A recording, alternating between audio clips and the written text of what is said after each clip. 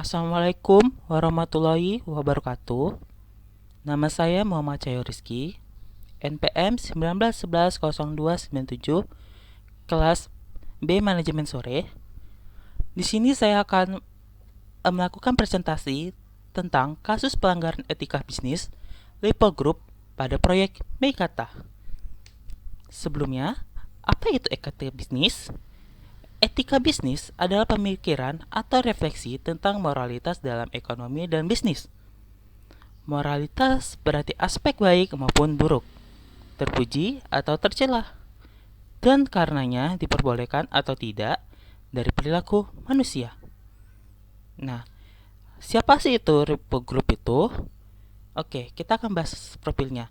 Lipo Group adalah sebuah perusahaan besar di Indonesia yang didirikan oleh Mokhtar Riyadi. Grup ini memulai usaha dengan Bank Lipo yang telah berganti nama dan berubah posisi sahamnya menjadi Bank CIMB Niaga. Perusahaan ini kemudian mengembangkan diri di usaha properti yang kemudian berkembang di Indonesia, Tiongkok, dan beberapa negara lainnya. Selain di usaha properti, juga melakukan pengembangan bisnis eceran, telekomunikasi, dan berbagai jenis usaha lainnya. Baiklah, proyek apa sih yang dia lakukan? Kita lihat saja ya. Itu Meikata.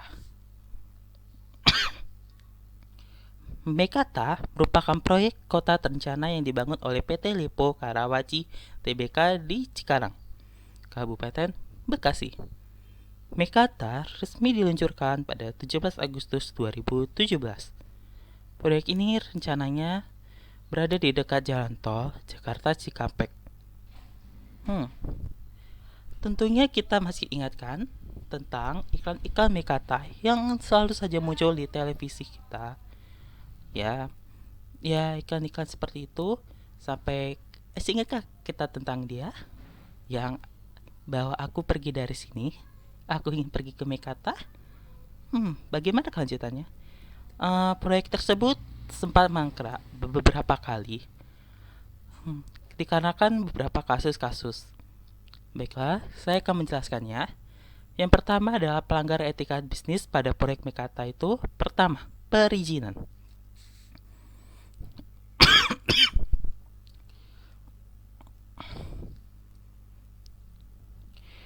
Masalah perizinan.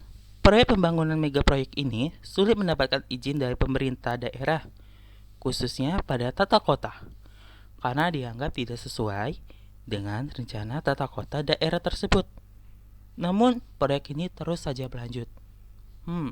Meskipun perizinannya masih sulit dan izinnya belum keluar, tapi proyek tetap saja lanjut. Itu salah satunya etika yang dilanggarnya. Baiklah, yang kedua yaitu melakukan suap. Ya, suap ini dia gunakan untuk mempermudah jalannya perizinan tersebut. Ya, suap ini sampai mencapai 10 miliar untuk melancarkannya. Suap bukan tindakan yang terpuji, bukan? Dan sangat melanggar etika bisnis. Lihat, aku bahkan sampai heran. Bahkan mereka masih saja bisa tersenyum. Ya, beliau adalah bupati. Beliau adalah bupati daerah tersebut, dan beliau yang menyuapnya. Lihat, tersenyum manis, bukan? Baiklah, kita lanjutkan saja. Dan hasilnya seperti ini sekarang.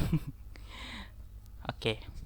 Kesimpulan yang saya berikan di sini adalah pelanggaran etika bisnis yang berupa pembangunan sebuah proyek tanpa adanya izin merupakan suatu pelanggaran etika bisnis yang pada lingkupnya melanggar etika pada pihak otoritas sebagai pemegang hukum. Yang kedua, melakukan penyuapan pada pihak otoritas merupakan tindakan etika bisnis yang amat sangat buruk, karena pihak otoritas yang harusnya menjadi pihak yang mengatur sesuai dengan peraturan yang ada, namun adanya menjadi tikus tak bermartabat yang melanggar aturannya sendiri. Kita lanjutkan. Saya akan memberikan beberapa catatan tambahan. Menurut saya sendiri, kasus seperti ini dapat terjadi dikarenakan adanya berbagai faktor. Salah satunya tentang birokrasi perizinan yang berbelit. Ditambah budaya korupsi dan suap yang masih sangat terus mengakar di. Oke, dengan tambahan lagi, NB, meskipun proyek Mekarta mengalami berbagai pemberitaan miring dan terjerat hukum serta sempat mangkrak, namun proyek ini masih terus berlanjut sampai sekarang. Dan menurut informasi yang beredar, diperkirakan akan selesai pada 2021. Terima kasih. Maaf bila ada kata-kata yang salah. Saya mohon maaf. Assalamualaikum warahmatullahi wabarakatuh.